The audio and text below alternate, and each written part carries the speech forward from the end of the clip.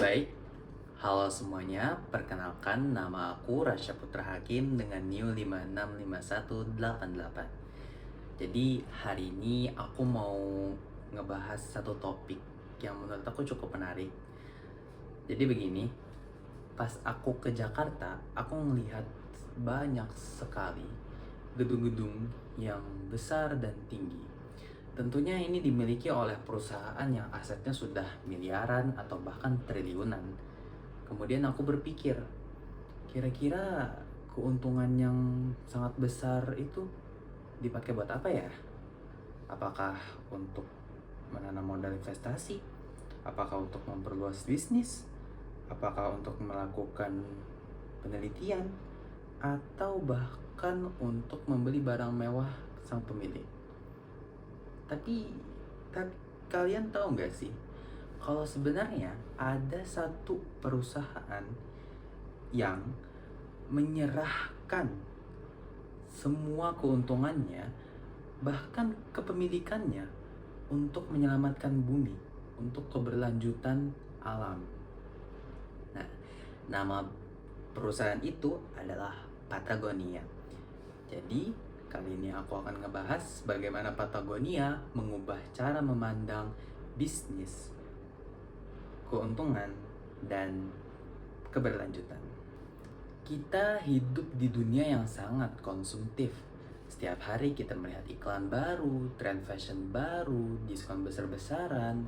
Seakan-akan membeli barang itu bukan karena kita benar-benar membutuhkannya, tetapi karena kita takut ketinggalan tren, karena FOMO, karena gengsi, terlebihnya lagi untuk fashion. Padahal pakaian atau fashion ini adalah industri yang paling merusak alam.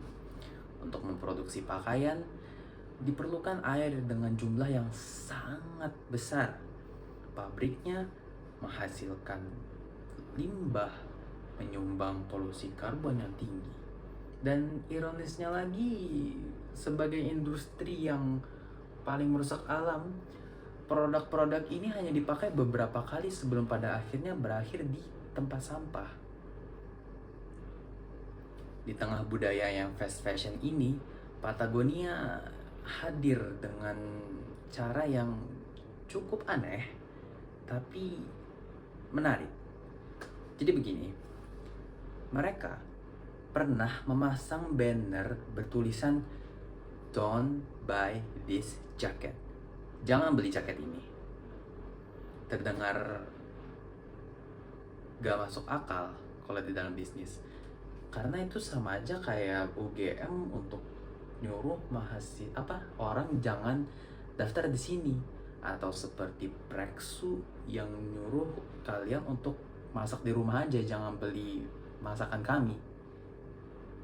Tapi justru disitulah Patagonia berbeda. Patagonia didirikan oleh Yvon Chouinard, seorang pendaki gunung yang sangat mencintai alam. Ia tidak memiliki mimpi untuk menjadi seorang miliarder atau pengusaha besar. Ia hanya ingin menciptakan produk outdoor yang tahan lama dan ramah lingkungan. Patagonia dari awal emang memiliki prinsip yang berbeda dari kebanyakan perusahaan. Ketika perusahaan lain ingin para konsumen membeli produk mereka sebanyak-banyaknya, Patagonia justru ingin para konsumen membeli produk mereka seperlunya. Bahkan mereka menyediakan layanan reparasi untuk jaket dan tas agar produk mereka bisa tahan lebih lama. Patagonia juga menggunakan bahan daur ulang dan aktif mendukung berbagai kegiatan lingkungan. Dan menurut saya inilah yang membuat para masyarakat percaya pada Patagonia. Kita mengenal istilah greenwashing, yaitu ketika perusahaan terlihat peduli lingkungan di iklan, tetapi bisnisnya masih merusak alam. Patagonia berbeda.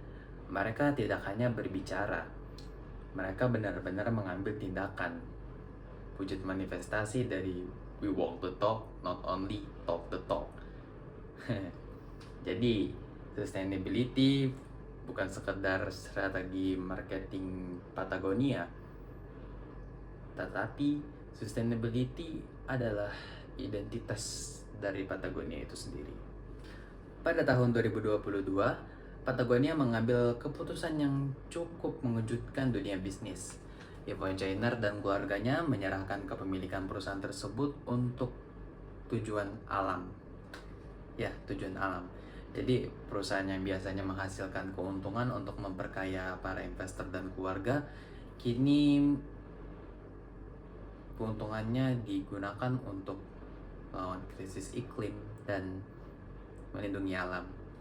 Mereka bahkan mengatakan, Earth is our only shareholder. Artinya, bumi adalah satu-satunya pemegang saham mereka. Kalimatnya terdengar sederhana, tapi maknanya cukup dalam. Kenapa? Karena biasanya di dunia bisnis, shareholder adalah investor, dan investor itu dan pasti tugas perusahaan adalah memaksimalkan keuntungan sebanyak mungkin untuk para investor-investor tersebut. Nah, Patagonia malah mengubah cara berpikir itu. Patagonia membuktikan bahwa keuntungan tidak selalu menjadi tujuan utama, melainkan keuntungan bisa menjadi alat untuk menciptakan dampak yang lebih besar. Dan muncullah satu pertanyaan untuk generasi kita sekarang. Apakah bisnis itu selalu tentang menghasilkan keuntungan, atau bisnis memiliki tanggung jawab terhadap masa depan bumi kita? Di dalam mata kuliah komunikasi dan negosiasi bisnis, Patagonia menurut saya adalah contoh yang sangat menarik. Karena sebenarnya Patagonia itu sedang bernegosiasi di dalam dunia bisnis modern. Mereka bernegosiasi antara nilai dan keuntungan, perkembangan dan pertumbuhan, bisnis dan moralitas. Tetapi mereka tetap sukses dalam bisnis. Kenapa? Karena zaman sekarang pembeli, para konsumen itu tidak hanya membeli barang, tetapi mereka juga membeli nilai. Orang-orang ingin perusahaan atau brand yang benar-benar jujur, brand yang benar-benar memiliki nilai, brand yang benar-benar peduli. Dan Patagonia berhasil membangun komunikasi yang autentik. Mereka tidak terdengar seperti perusahaan yang hanya menjual barang. Mereka terdengar seperti perusahaan yang benar-benar memiliki misi.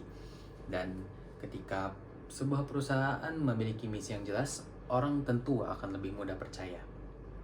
Nah, jadi pelajaran terbesar dari Patagonia ini menurut saya adalah kepercayaan itu adalah aset yang paling mahal di era sekarang. Karena apa? Karena kepercayaan itu gak bisa dibangun melalui iklan, tetapi dibangun melalui tindakan nyata. Namun tentu Patagonia tidaklah sempurna. Mereka juga industri fashion, mereka juga menjual produk, tetapi setidaknya mereka menunjukkan bahwa perusahaan masih bisa memilih untuk benar-benar bertanggung jawab, untuk lebih bertanggung jawab. Dan mereka juga membuktikan bahwa sustainability itu bukanlah penghalang bisnis, malahan bisa menjadi masa depan dari bisnis itu sendiri. Siapa tahu nanti di masa depan bisnis yang benar-benar bertahan itu bukan yang paling besar, tetapi yang paling peduli. Sebelum saya menutup video pada kali ini, saya ingin meninggalkan satu pertanyaan sederhana. Kalau suatu hari nanti kita menjadi pemimpin bisnis, perusahaan seperti apa yang ingin kita bangun? Apakah perusahaan yang hanya menghasilkan keuntungan, atau perusahaan yang juga meninggalkan dampak bagi dunia? Karena pada akhirnya tidak ada bisnis yang benar-benar bisa bertahan jika bumi tempat kita hidup tidak lagi bertahan. Terima kasih.